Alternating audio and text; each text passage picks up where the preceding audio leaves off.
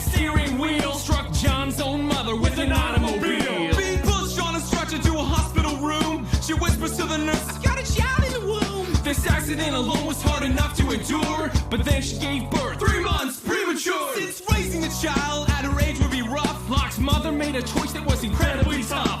the young John Locke went into foster care, And he draw weird pictures just to smoke in the air. Then one day the young Locke had a guess, but the man stormed off once John failed his test. The man had no idea 50 years from then that John would be the other's leader, taking over for Ben.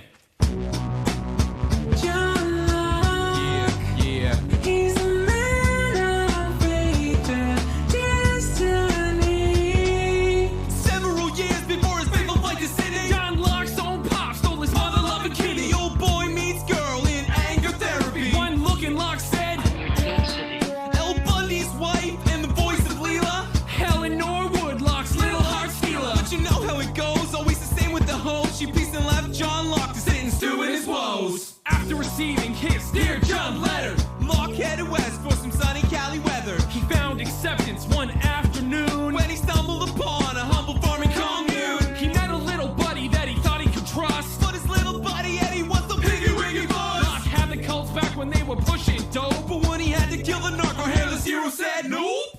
What?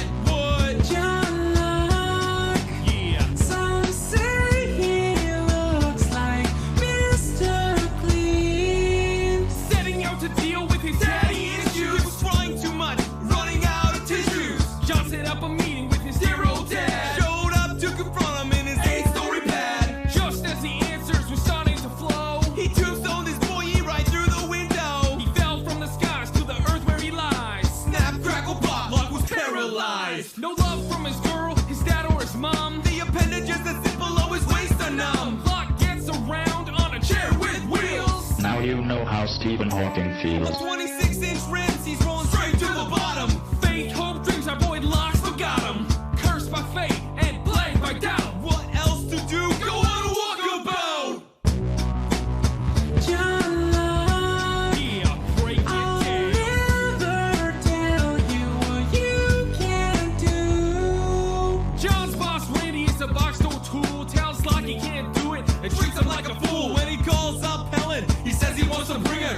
Turns out Helen is his phone sex swinger, Flying to Australia, he meets his guide. who tells John Locke his journey's been denied. You're a liability, you'll never make it through. And John says, Don't ever tell me what I can't do! his life is in the dumps, but at least he's alive. As he rolls on board Oceanic 815. Halfway home, John's flight goes down. And everyone is screaming because they think they're gonna drown. When he comes to, Locke is Laying in the sand, surrounded by wreckage on some whack island. Where my homies at, only heaven knows. Just then John Locke goes and wiggles his toes. Let me hear you say, John Locke, yeah, he's just a little bit it bald. makes me sad that I wish you oh were yeah. my Locke finds a new life amongst the tropic scenery. And begins an epic quest to fulfill his destiny. He finds a hatch with his soulmate named Boone, Who tumbles off a cliff one afternoon. pushing a button, Locke is a hero. He enters the code before the clock hits zero. John's led to the others, Richard and Ben, only a matter of time before he'll be leading them. Time is slipping like a needle on a vinyl. And Jack's dad tells him that this quest will be his final. To set things right, he's gotta bring back the 6. What a shame he has to die to accomplish this. Feeling suicidal, all his pleas were ignored, but gets the job done with an extension cord. So where do we stand? Is he dead or alive? I don't know, man. I'm just on season 5.